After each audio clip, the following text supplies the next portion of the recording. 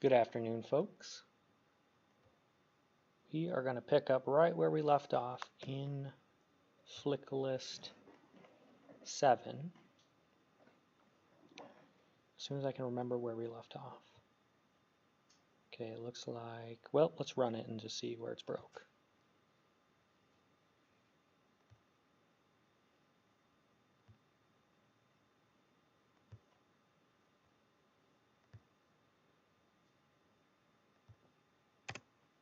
Okay, it looks like it's working. All right, we added the log out. We added the ability to log in.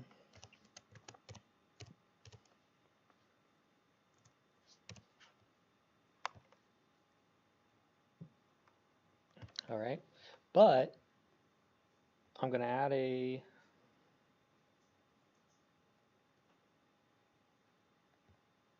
added some extra form things in here apparently. I want to add Apple to my watch list. Okay, and so as N, I can see this and this. If I log out, I don't see anything. If I log in as K at K.K, K, that's not an account. What accounts do we have? Well, we can check in the database. And we want to do select star from user. We have N and Z. Okay, I'll try logging in as Z. Oops, gotta full screen this.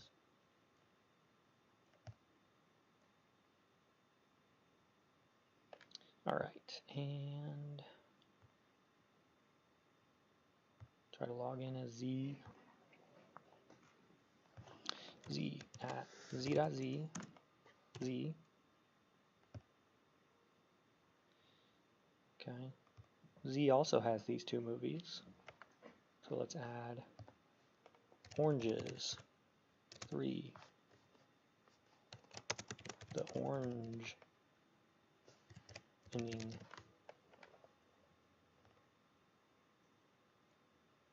Okay. And then now we have those 3 on this list. And guess what? What do you think will happen if I log into N?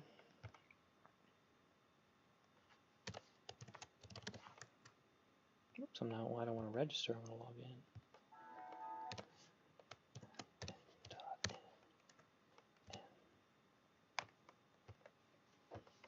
If we do that, we have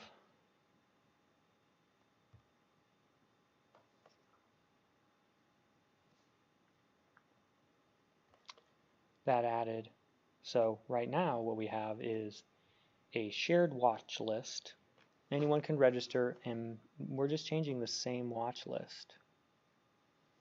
But we want the users to each have their own watch list. Okay, and the way we're going to solve that is by creating a relationship between the user table and the movie table to show which users entered which movies. So if we do show tables, we see we have a movie and a user table. If we do describe movie and describe user, we can see in the movie table we have ID, name, watched, and rating.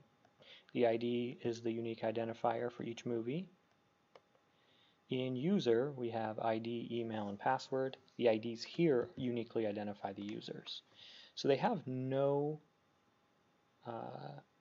relationship in common, or no fields in common right now. But we want to create a relationship so that we can track who added which movie. Okay, so why not start with an ER diagram from the database class?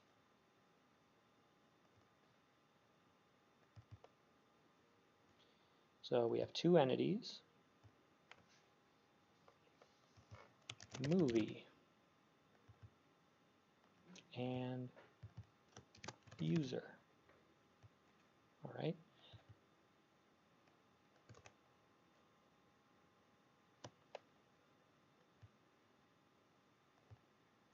movie and user.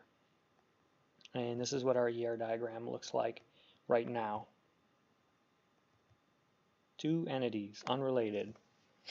So we can pull information out about different movies, we can pull information about different users, but we have no way to relate the two. So we need to add a relationship between the two. So movies are added by users.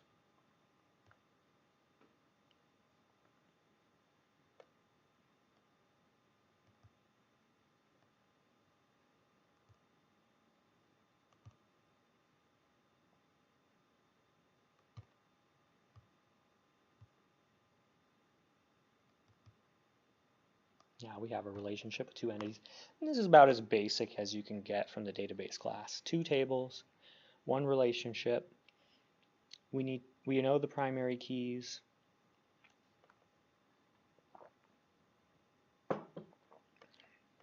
Our primary keys are what for these two entities? Primary key over here is movie.id, the ID in the movie table.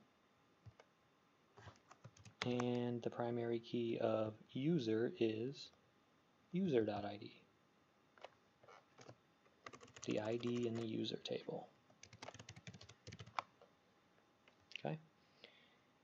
So think about how we want to create the relationship between these two entities. We have we can do a one-to-many, either direction, so that's two different options, or we could do a many-to-many. Let's do all the wrong ones first. So a many-to-many means each movie in the list can be related back to multiple users. And each user can enter in multiple movies. If we do that, we won't be able to track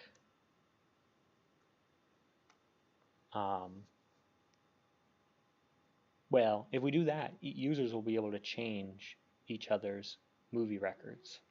Okay, so we only want that if we want to have like shared movie lists. We don't want that yet. If we do a one-to-many like this,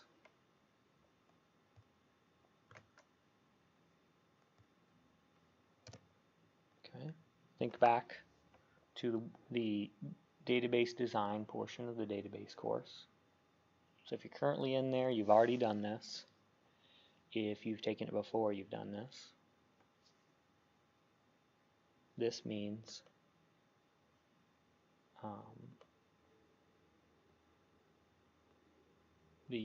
each user can only have one movie, and each movie can have multiple users.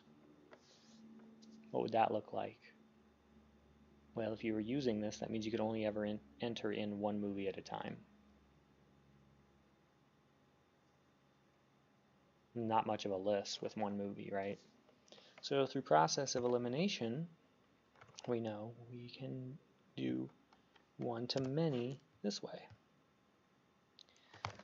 And there's one last step.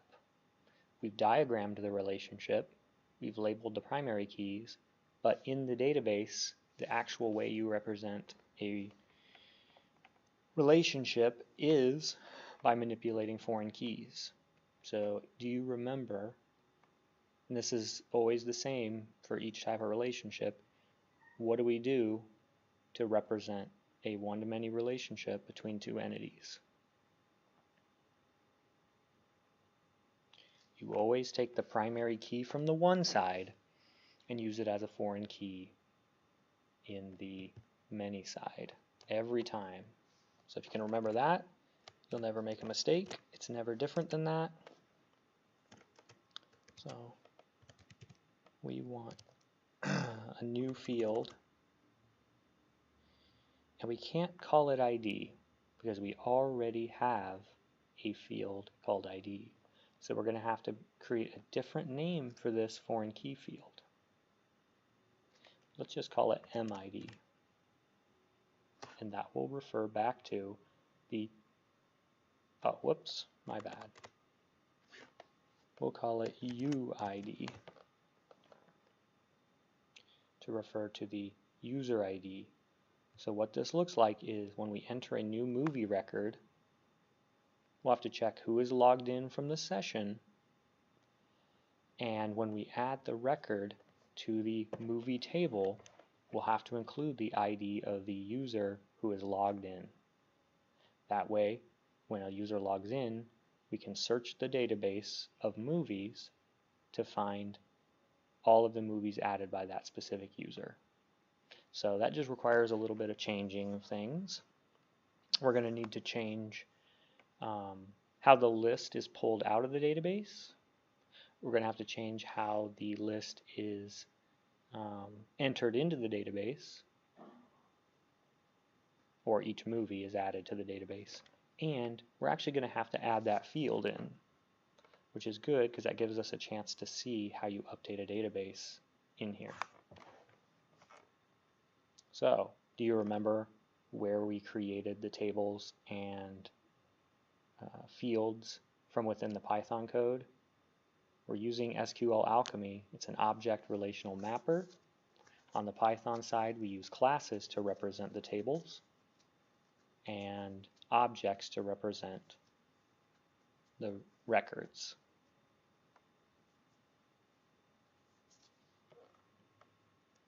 So if we want to add in, and the properties within the objects represent the columns. So if we want to add a new field to the movie table, we are going to go to the movie class. And it has ID, name, whether it's been watched, and whatever the user rated it as. Now it needs another field to store which user entered it into the database. Alright, and so it has to be the same data type as the other table. So we're going to have the primary key of user relate to UID in the movie table. So we can just use the same data type, db.integer. All right. And now we can connect those two. Let's double check there's no other shenanigans we have to do here.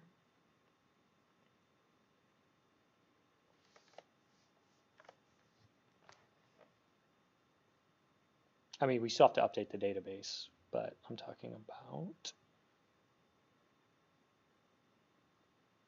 No. We did that. Oh, it's actually in the next studio. So we're done with Studio 7. Just Studios.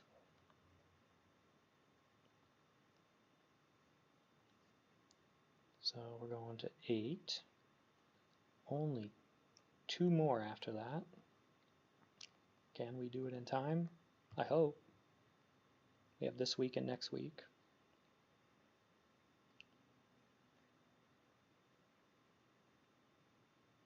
Alright, so this one says add relationships between the two. So we went through the database process of doing that. You diagram it out, give it a relationship, and then model it. So that way when you go to code it, you know exactly what you need to do. We just needed to add a foreign key to the movie table. Alright.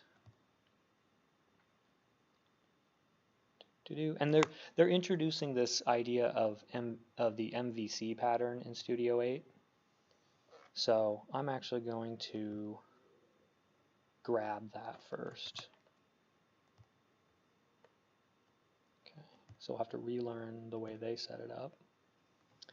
Alright, so I made changes, so I need to get add dot git commit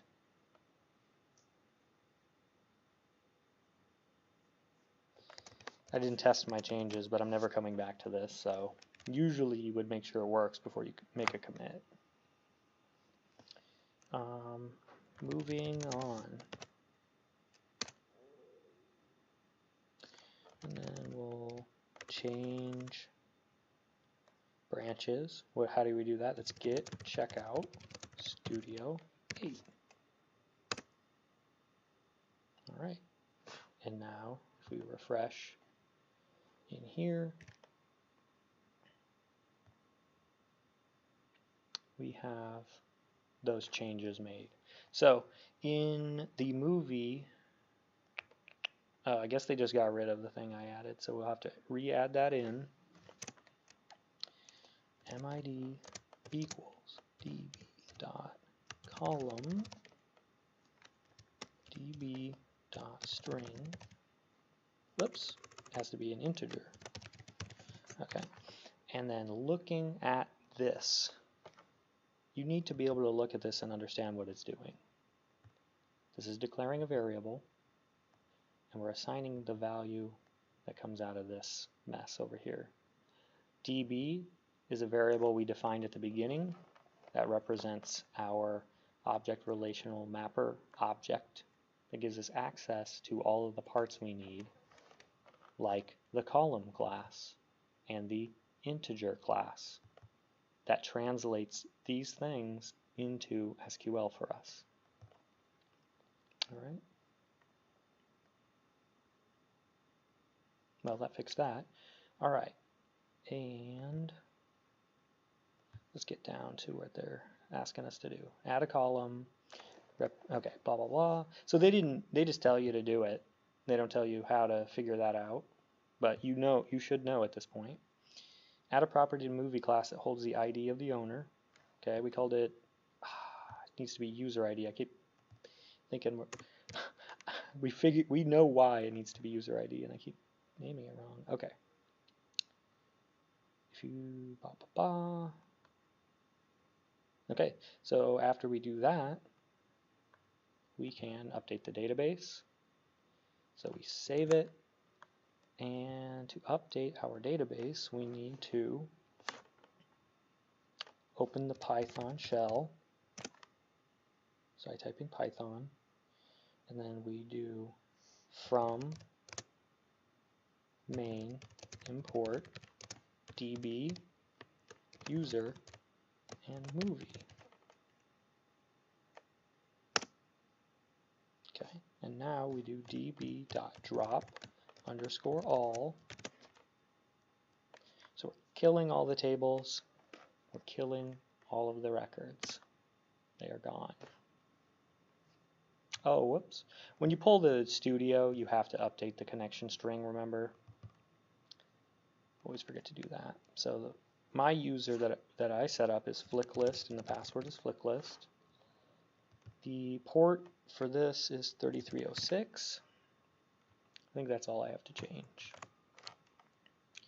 But since we saved it, we'll have to I'm just going to quit Python using the quit function, go back in, and then I will re-import that stuff. Now I should be able to do the db.drop underscore all. Be careful of this because it just deletes everything permanently. Alright, so I got rid of everything. We can check inside of the database now. We do show tables. There are no tables now. That's okay because we can run db.create underscore all, and it will use those classes and the db object that we passed in to rebuild those. Okay, and so here created the user table, and it created the movie table, and here is our UID that we're going to use as a foreign key. Okay, so that's all working now. All right. If you watch this video, they'll go into detail about this idea of an MVC model. Maybe they have some examples down here.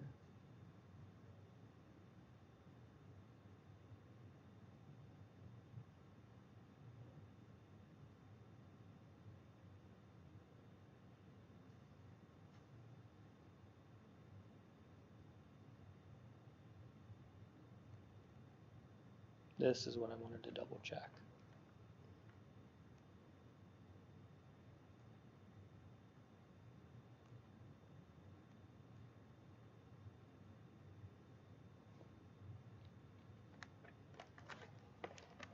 So here,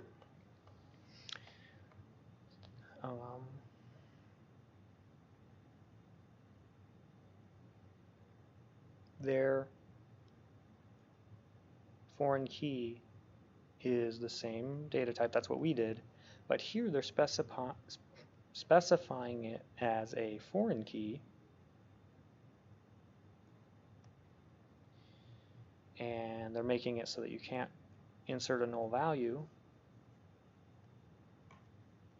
And so it specifies here that this person ID is a foreign key that relates back to the person table ID field. That's what this means. So let's do that in ours. We'll have to update the database again. So in the movie here, and save some time, we'll just copy this right over. So this course material has a lot of the answers that you need to build these things. So you're not floundering around. Okay, and we're going to throw this in here.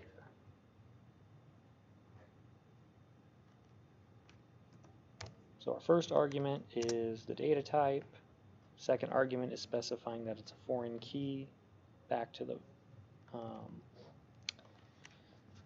user.id. And our third argument is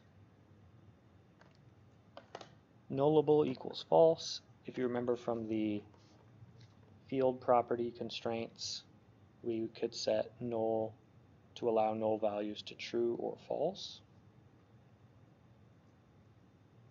Just pulling up the chat here just in case there are any messages that anyone has.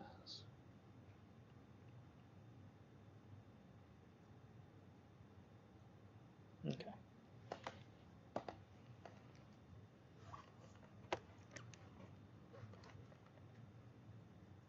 So we can save that, and then we'll have to rerun those things in Python. So I'm going to exit the Python shell first. I'm doing this because I'm not sure when I imported the information, it was grabbing the earlier version of the file and it's putting it in a place that's separate. So if I change the file, it doesn't actually change anything in here. If I quit, then it loses, whatever it was doing in there. So I can start over, go open Python, and then it remembers your commands, which is nice. So I need to import that stuff. Do I have an extra?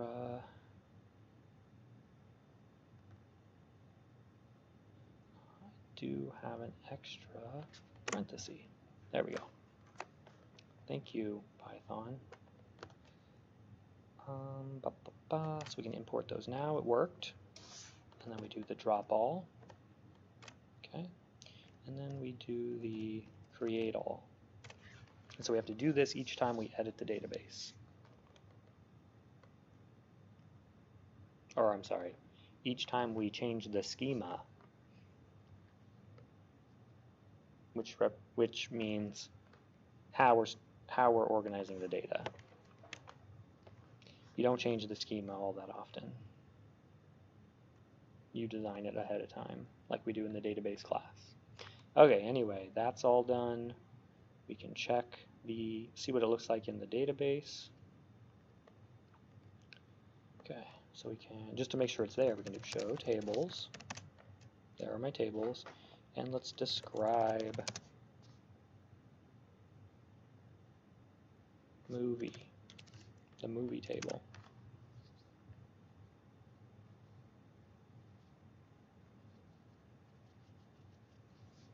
I have no idea what this MUL stands for,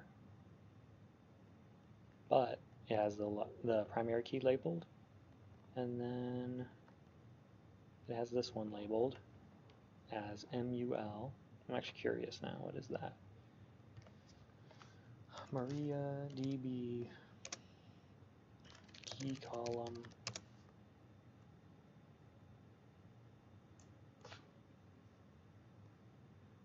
MUL.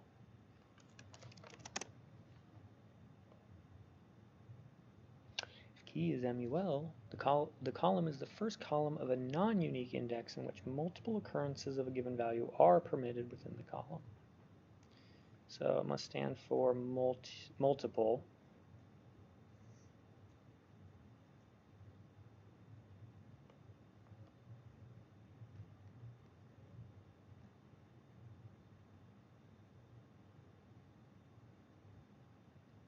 Anyway, I was just curious why it set it to that.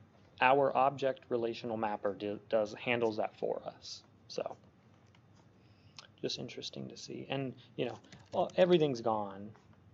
The records are all gone when I dropped it. So there's no records in there. You could write a file that would put in a bunch of records. If we have time, I'll show you how to do that, because you're not going to want to manually enter all the records for testing.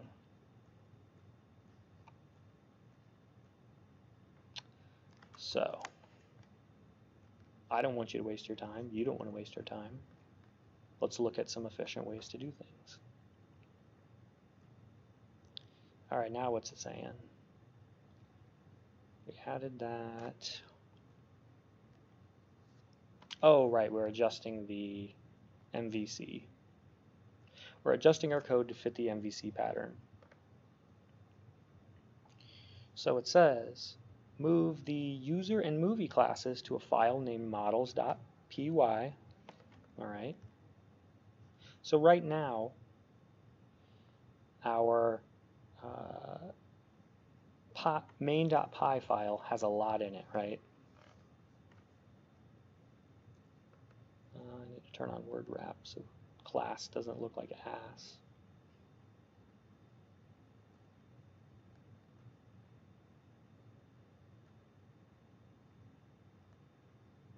I need to find out a way to set in the settings, set word wrap on by default. Okay, and so they want me to create a file called models.py. Is it models or model? Models. It doesn't matter. I just want to make sure that it matches what they have here so I don't confuse anyone. It doesn't matter what you name it. It just has to be consistent throughout everything. Okay. So it wants us to put our classes in there. So I'll just select those. We will flush those out of here by cutting them. Control X. So we're moving a few lines from this file, which is nice, be easier to navigate, putting them in here. Now we know which file to go to if we want to adjust our data models. So if we need to add a new table, we can just come in here, add a new one,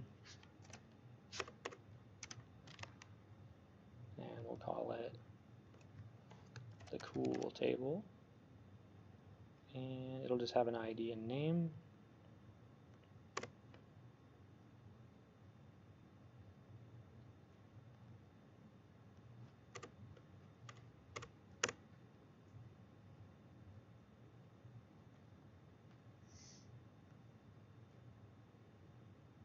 I I never figured out what this percent sign did. Or did I? Python string percent.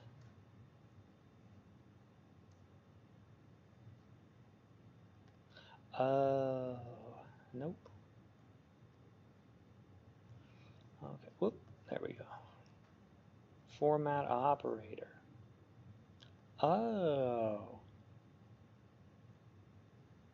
This is how you do easier strings in Python, I think. So we go down to the percent, it says format performs string formatting. Interesting. So you can put in string here. They're saying, okay, I'm going to put a string here. I'm going to put a D for signed decimal integer, I for signed decimal integer, I guess. Maybe it changes how it looks. Okay, so in here, in this class, remember this function prints out the, if you try to print the object created from this class, it'll say this. And so they want to print out movie, and then they're going to print out R, which is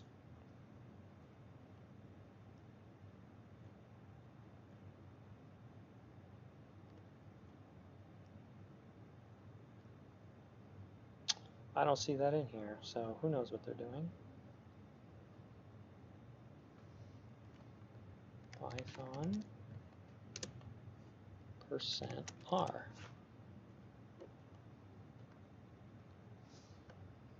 Alright, so they want to know when to use R, when to use S. We'll go down to the answer.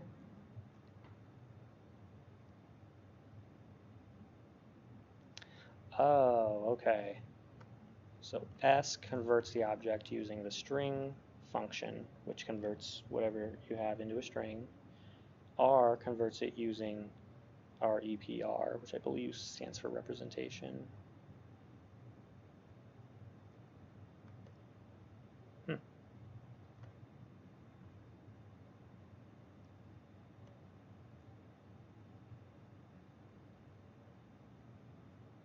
Okay, so the R includes the name of the object and then its properties this way.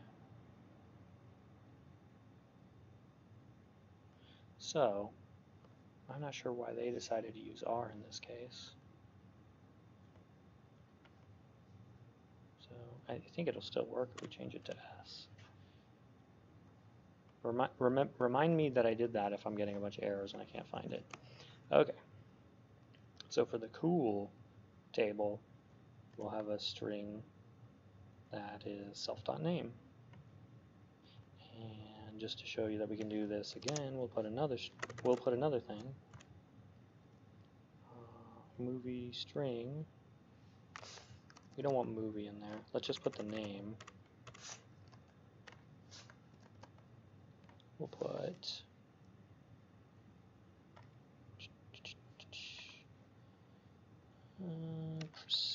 %s, and in the arguments we'll put self.name and self.id. So when we try to print one of these objects out, it should say the ID number and the name. Okay, so when we add a class, remember we're doing this in our models.py, so this is where all of our classes that represent tables are going to go.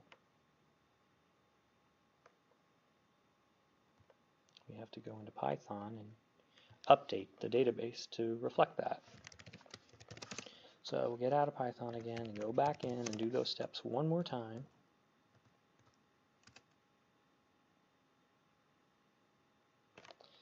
And we need to import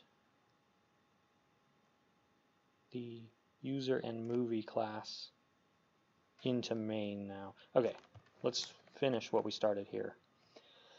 So we added this stuff to models.py, so it's no longer in the main, so the main does not have access to it. So we need to import it. So we can do from models import user movie and cool.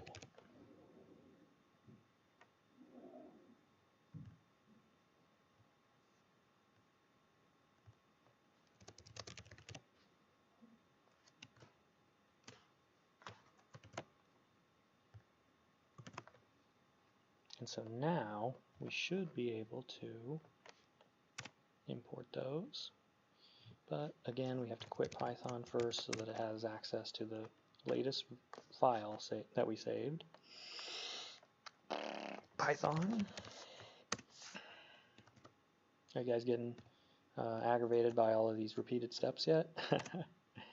No, it's good to see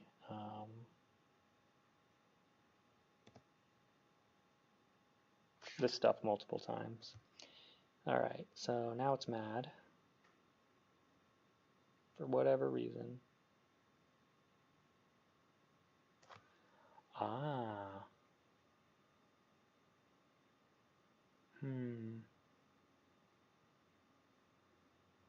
So user, movie, and cool rely on db. So I think we have to import db. So from main.py import db. Because we can't actually create these classes unless we do that. Okay. Now let's see. I'm glad we did this so we can see the problems that'll happen by moving it to its own file. All right, one more time. Python, import that stuff.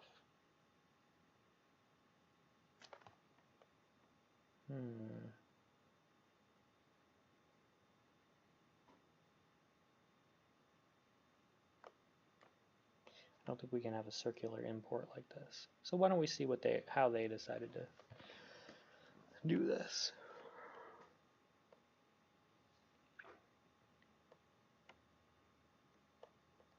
Oh. So we need to just separate out the setup code into its own app.py file. So that way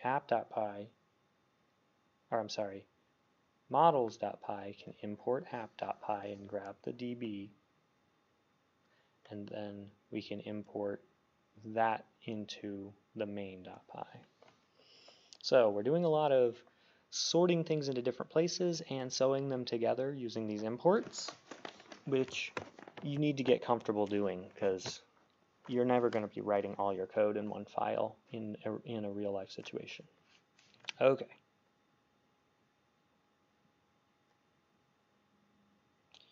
What did I say? We're going to create an app.py file. App.py. And in there, we're just going to take this top part of main.py. Let's make sure. It wants to create the app. It wants to create the database. But apparently, we're still setting the database properties.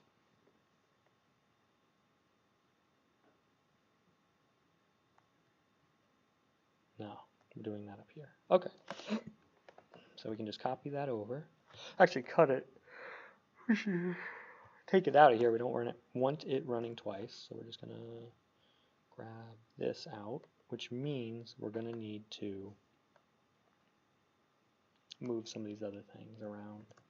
All right, it'll all make sense once we got it done.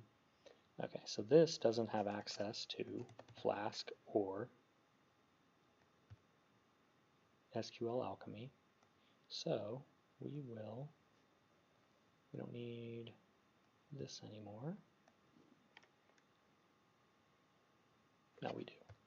We don't need these anymore. These need to go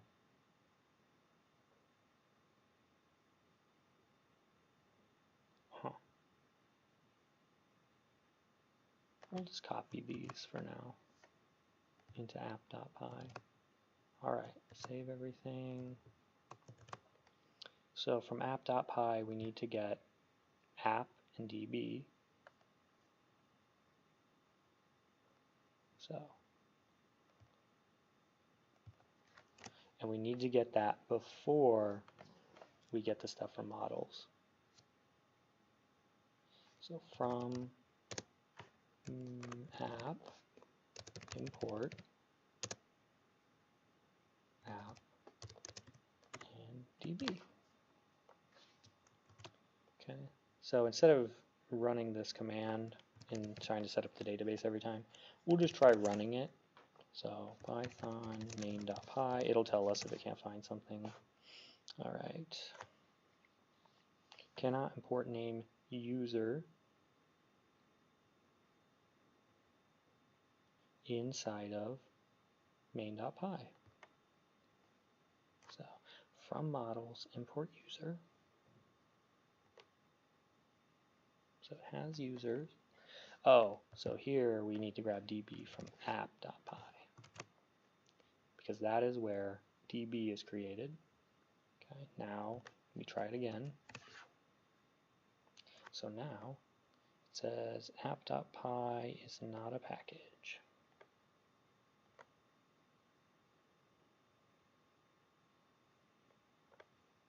So let's go into app.py.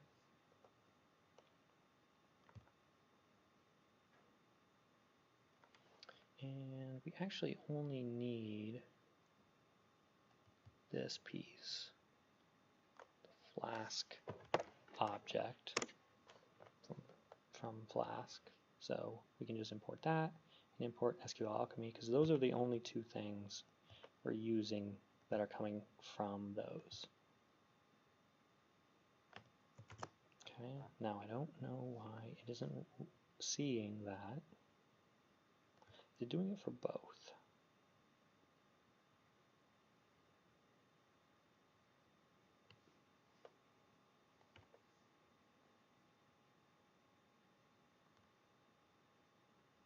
Oh, I made a mistake. It's app. It will assume that it's looking for a .py file, so you don't have to include that. Okay, so that works. Now let's try updating the database. Python import from main, import all this stuff. Okay, the reason we can just import it from main is because those things have been imported into main from the other files. So we don't have to do any extra steps here. And then we'll kill everything in the database. Drop all, and then we can create all. And that all worked, we're good. And all of that to just show how to organize it by MVC, and we do show tables. Now we have that cool table. So let's do insert into cool name values Steve. And then if we do select star from cool, let's see, Steve is in there. And so now in the app we can, in one of our routes, just put it at the beginning of the registration route because that's the first place people are going to go. Okay. So /register.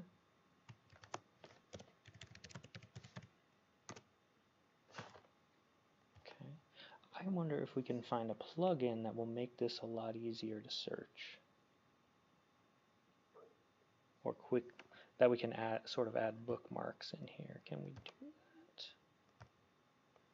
I bet there's a plugin for that. Because here this is just organized into routes. And if we can find them by name instead of having to search every time, or just see the list of routes that we have. That would make it a lot easier, huh? Anyway, this is the register route. So just at the beginning, we'll pull the record from the cool table and print it out in the web server console, or the web server output. So do we have an example of pulling out a record? I know it's in here somewhere. It's adding a record. Here we go.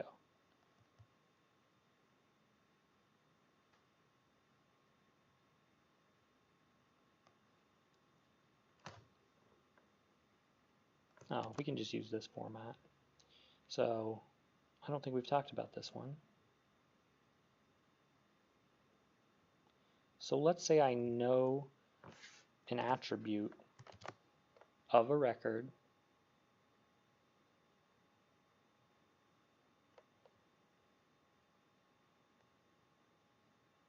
or I know the ID. So I know Steve's ID is 1 in the cool table.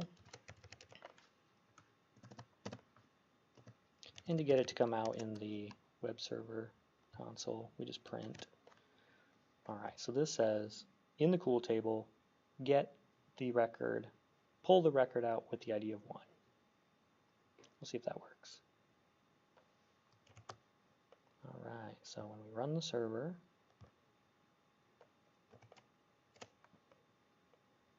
and we go to the site,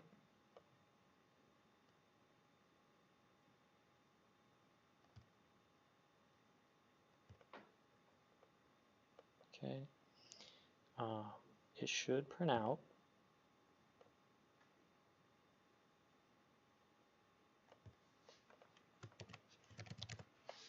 Oops. We want to search anywhere to Control-Shift-F. Steve. Right. Oh, this needs to be in, yeah, it should be in here. Register. Print cool.query.get1.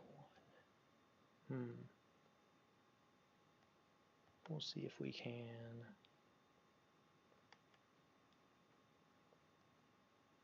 It brought us to register, right? No, it's still logged in. There we go. So now we're at register. My bad. And so here we can see this message. Steve is cool. So that's another example of adding a table, manually putting in a record, and then querying out the record by the ID, if you ever need to do that. All right.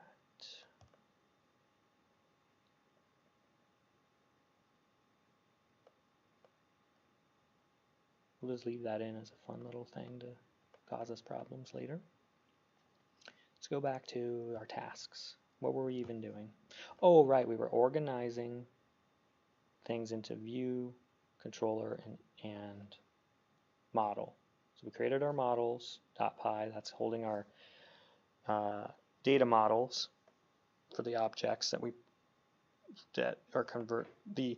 take the records out of the database, we convert them to objects according to our data models that we've created in the models.py. All right, and then we consider the code in main.py our controllers. So you can think of the routes as our controllers. We do have some other kind of floating functions in here. We could probably organize that better, but let's not worry about it for now. And where are our views? That's in templates.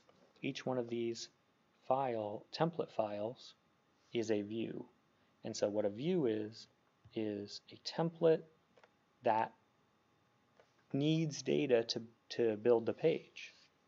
So from the models, we will be able to organize the data from the database and feed it into the view.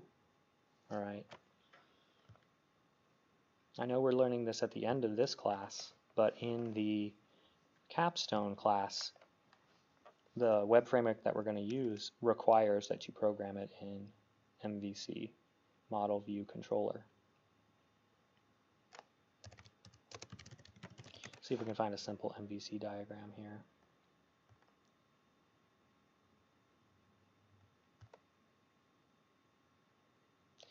Okay, so this one's pretty good. Someone wants to access the web page. They send a request. Let me see if I can make this bigger.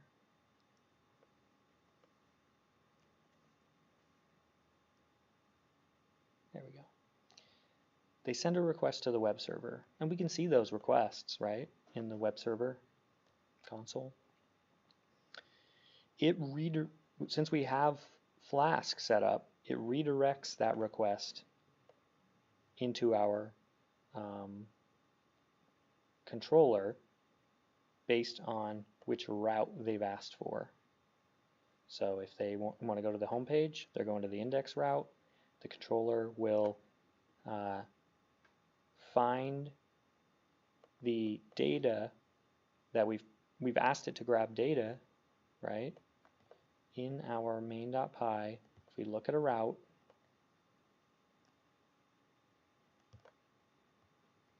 that pulls data out to build itself, like the ratings,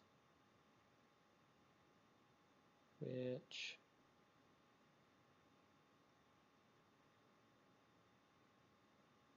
is not up to date. But let's go to the index route, which, oh, anyway, that calls a function that is calling a query here. It just wasn't down in there. Okay, so let's go back. I'm going to the index route, all right. In our main.py, we consider that our controller. It will show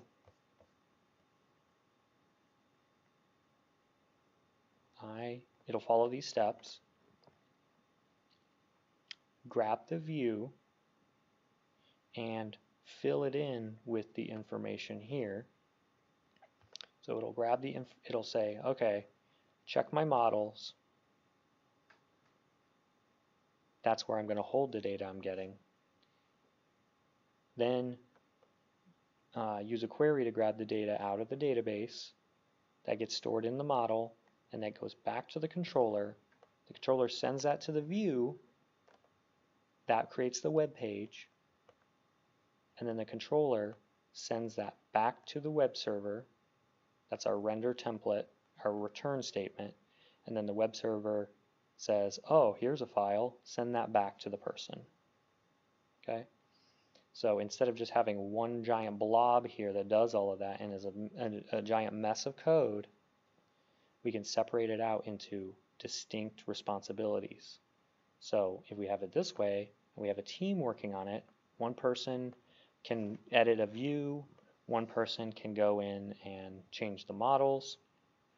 You could have a separate file for each model. You could have, well, we do have separate files for each view. You could have a separate file for every controller. You can organize it however you want to be able to access each different part. So that's the MVC part of it. And that's how you do that, because you'll have to do that on your flick list here. And it's explained inside of the Get It Done video lesson. So if you want to watch someone do it again, you can watch them here. If you want to just look at the steps where it says, wait, I thought it was in here. Didn't it say something about models? Oh, no. Anyway, I saw it somewhere. It's probably in here. Oh yeah, so it tells you in flick list how to do it, because you'll need to do this for your final project. So you'll set that up. So you will need to import DB from app into models because it needs DB to create the models. And then in main.py, you'll have to import models. And then in your app, or I'm sorry, in your main, you'll need app and DB, so you import those from app. So you just have to follow, I just did it, so you can go back and watch the steps. When the user visits the / ratings pages showing the unwatched and watched movies, she still sees everybody's movies. Fix it. You'll need to change the code to add a movie to the watch list so that you assign an owner to the movie project, or sorry, movie object. So let's do that. So in our add route, this is where we are building the new object from the input form data, and then we're putting it in the database here. Well, our movie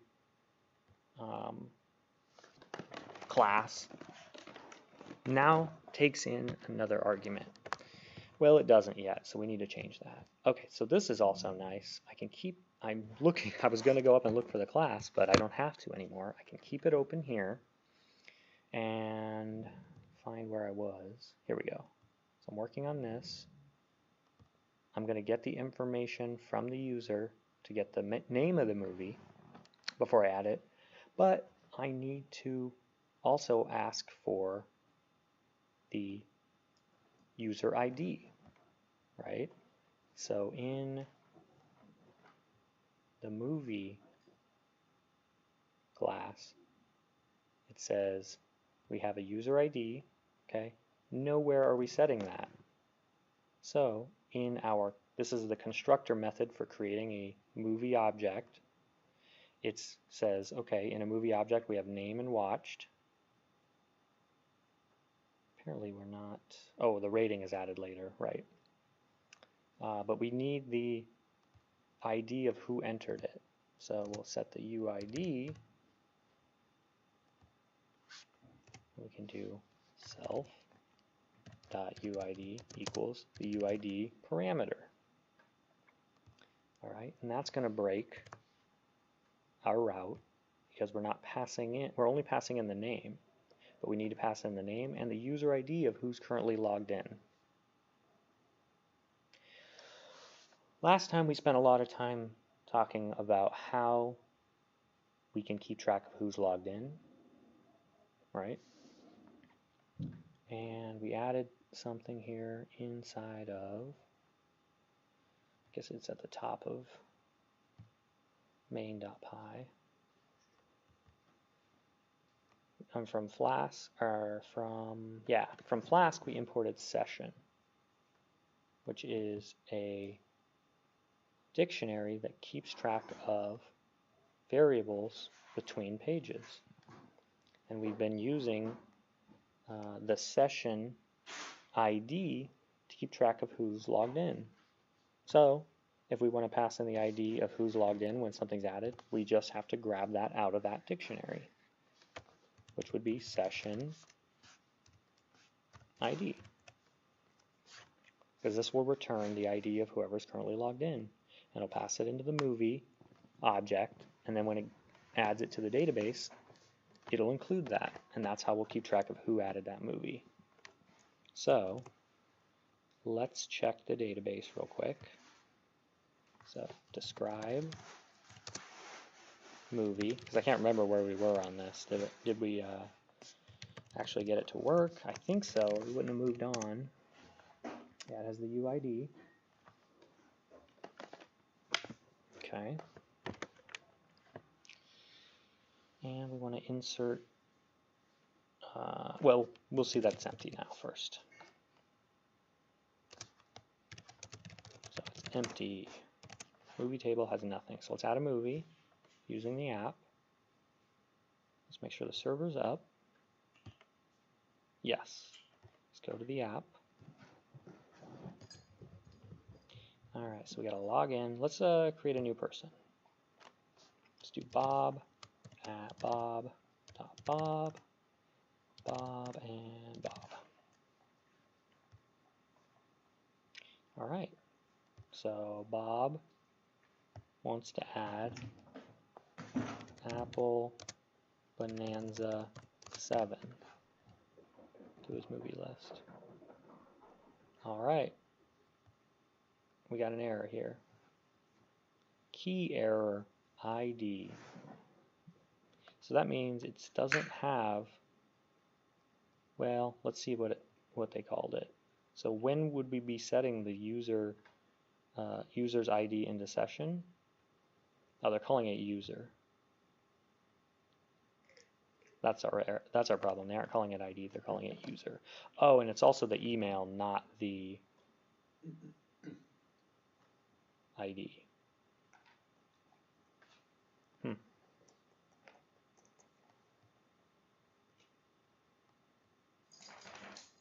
So when you register or log in, it's creating a session variable of user and storing their email. So we're actually going to have to do an extra step here, which is good. It's fun to do extra steps because it helps your understanding. So back in the ad, we only have access to the user's email. That doesn't tell us their ID. So let's put a way to get their ID. And we can use, wait a second. Users do have an ID, right? Let's see. Describe user. Yes, it does. So we are going to need to get their ID. So we'll put UID. Let's make a variable for UID. So when you add, we need to pull or figure out what their ID is based on their email. So we can look in the user table and we'll query it for a record that has an email field equal to the value of the person logged in, which is stored in session user. And we set it so the emails have to be unique, so we're only ever going to find one record unless something's going very wrong. Okay, so we want to just get the first result from that, and that'll store it in here in UID. That'll be the entire record, but we only need the ID, so we can put, let's not call this UID, let's call this user. And so we can, to get the ID, we have the record now of user, and so it's an object with every property that a user has. ID, name, all the other stuff, email, but we want the ID, so we can just put user.id. All right. Let's see if I forgot anything else. Let's go back to add and refresh the page. And this time we'll add Zebra 500, the magic horse.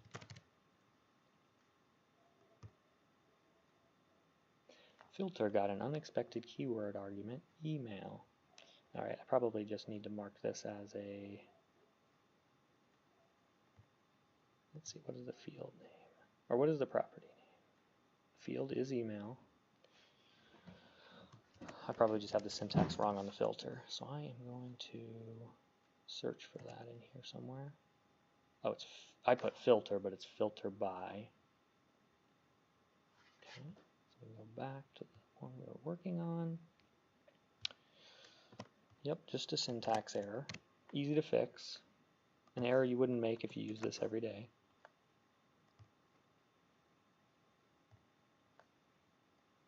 So we can come back to add. Okay, I guess we can't come back to add. We will come back to here. And this time we're going to add the amazing bulk. Okay, and it's been added to my watch list. There it is. Let's check what the record looks like to make sure it got the right user ID.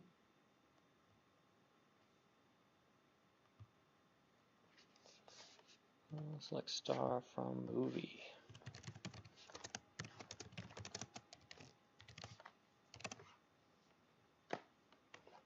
There it is. So it's the first movie entered in the database. The name is The Amazing Bulk. The user hasn't watched it yet. They haven't rated it yet. And it was user 1 that entered it. So let's make sure that that was right. Select star from user. And there is ID 1, and that is Bob, and that's who we're logged in as. Okay, so that's working. We're not done though, because we're still going to have the problem where if we log out, let's create a new user because we only have one, and we'll create zebra at z.z, password z, verify password z. Register. So now we're logged in as zebra. Yeah, don't save that. Oh no, it's showing the same movie that Bob added. Why do you think that is? Where is this list coming from in this? So this view includes a list of movies from the database. How is it getting those movies? Well, it's a query. So somewhere in the index route for the home page, we are pulling records from the database. We just need to adjust that query so that it only pulls the records of the user logged in. Okay, so let's check the index route. All right, so we have to do a little bit of tracing back here. Get rid of this. It says we are returning the view edit.html, and the list of movies are coming from this function, get current watch list. Okay, so I will find that. I know it's at the top, but we'll need to find that. There it is. And it's grabbing the list of all records out of the database, out of the movie table, where the watched is false.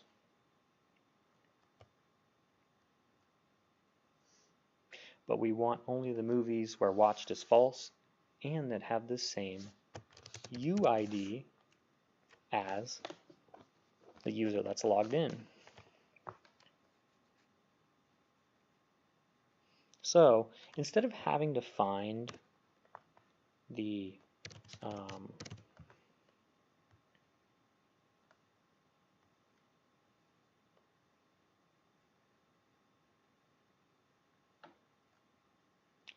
find that email every time, I'm sorry, find the ID every time, we can actually grab that and store it when we're storing the user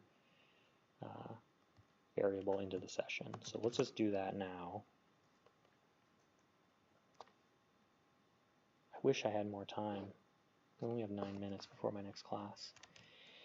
Okay, what's a realistic thing we can do? Let us change. I'm probably going to do additional live streams because we'll need to get through the material before you can finish the last project. But what can I do today? I don't want to. What was I doing? Oh, let's just finish getting the right movies. So the query where we grab the email, or the ID from the email, is in add, right here. So to find the user, we query based on the session user email. Okay, and then that gives us access to the user, which we can do user.id and get that. So when get current watch list is called, we need to run a query that will grab the user object, the record out of the database, and then we can use user.id, and we will return all the movies that aren't watched by that user. Let's see if it works, and we'll be done for today. And the server is running. Go back to the front, and then, okay, Zebra is pulling no movies. They haven't added a movie yet. Let's add one. Zebra Man 7. Revenge of Striper. Okay. So he has that movie now. And now we're going to log into my throwaway account, Bob, at bob.bob. Bob and Bob.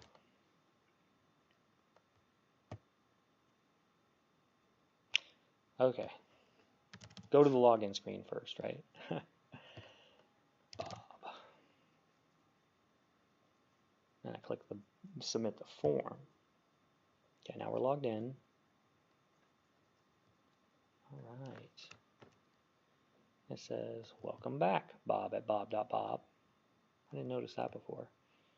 And then it says, in the watch list, we have the amazing bulk. And then it doesn't show Zebra Man 7, Revenge of the Striper, because that wasn't added by Bob. So we fixed those two things. All right. Really want to show you a way to organize that better, but we don't have the time today. I'll forget by next time, and we'll just move on. Actually, this last part is super easy. We already did when the user visits the slash. Oh, you know what? I think we actually fixed the last part already, which is awesome that we got through it. If this works. So I'm on Bob's account. Let's check my ratings. Well, I have to watch the movie first. I watched it. Okay. And now I can check my ratings. And I see the amazing bulk. If we don't see the amazing bulk in Zebra's ratings, then we know it worked. That we're only pulling the ratings for Zebra. Okay, so I watched this. And I can go down to ratings. Uh-oh, I see both. So we need to go find, I think this is literally right next to this. Get current watch list and get watched movies.